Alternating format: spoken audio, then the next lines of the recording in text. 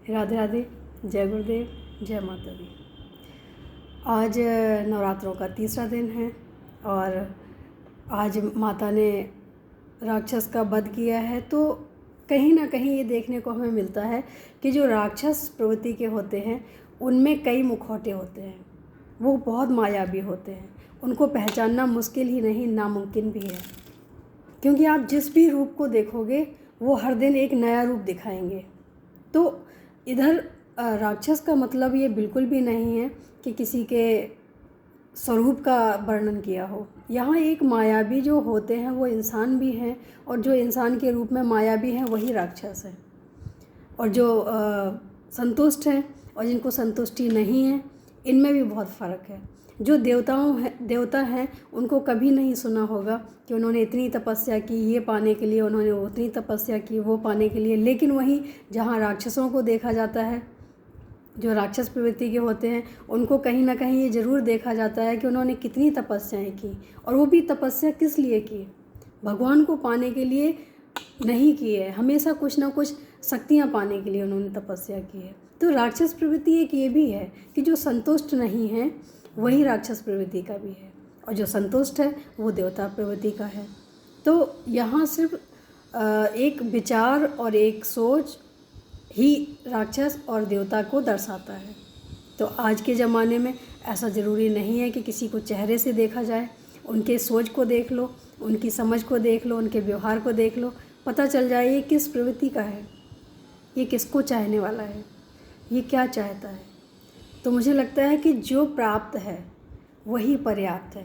अगर हम ये मंत्र को अपने पास रखेंगे और इस मंत्र को हम सोचेंगे तो हम कभी भी दुखी नहीं होते। हमारे दुख का कारण होता ही यह है कि हमारे पास जो नहीं है हम उसी के पीछे भागते हैं। अक्सर देखा गया है कि हम पूरा जीवन निकाल देते हैं ये सोच के कि हमें संघर्ष करना है, हमें ये पाना है, हमें ये करना है। लेकिन वहीं अगर ये सोचा जाए कि जो हमें मिला है हम उसके लिए क्यों अपना समय ख़राब कर रहे हैं, जो हमें नहीं मिला है। और जो हमें मिला हुआ है वो भी हमारे हाथ से जाने वाला है, क्योंकि हम उसकी केयर नहीं कर रहे हैं, न ही हम उस पर ध्यान दे पा रहे हैं, न ही हम उसको सही समय पे अपने जीवन में ला पा रहे हैं।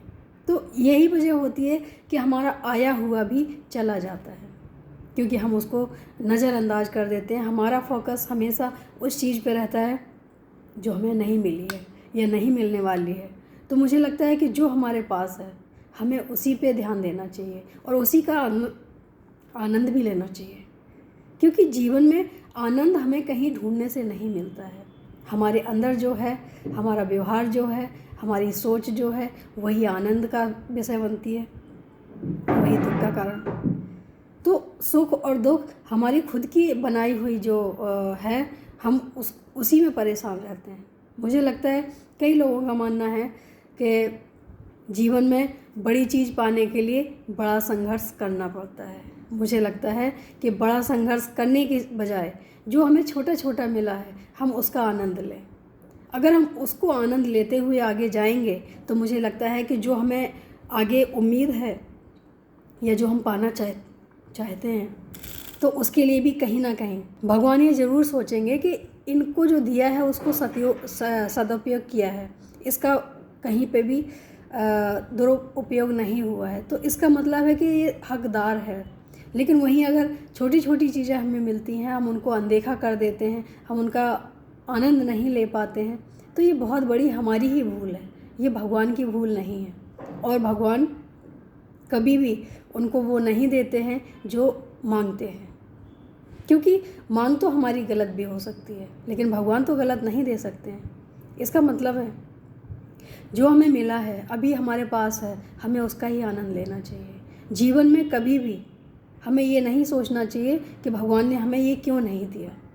हमें ये सोचना चाहिए कि भगवान ने जो दिया है क्या हम इस काबिल थे, और अगर नहीं तो हम उसी चीज़ का क्यों आनंद नहीं ले पा रहे हैं। जीवन में अगर खुश रहना है तो जो है उसी के साथ खुश रहें, पाने की चेष्टा मत करें। और हाँ, कोशिश करते रहो, लेकिन जो हमारे पास है उसका तो आनंद लेते रहो।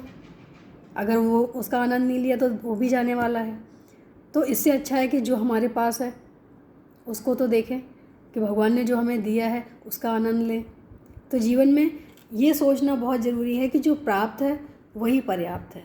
अगर ये मंत्र किसी ने अपने जीवन में धारण किया है तो वो दुखी नहीं हो सकता है। लेकिन जो सिर्फ ये सोचे कि मुझे हर हाल में वो पाना है जो हमें पसंद है, तो वो कभी सुखी रहे न रहे इसकी गारंटी नहीं हो सकती है।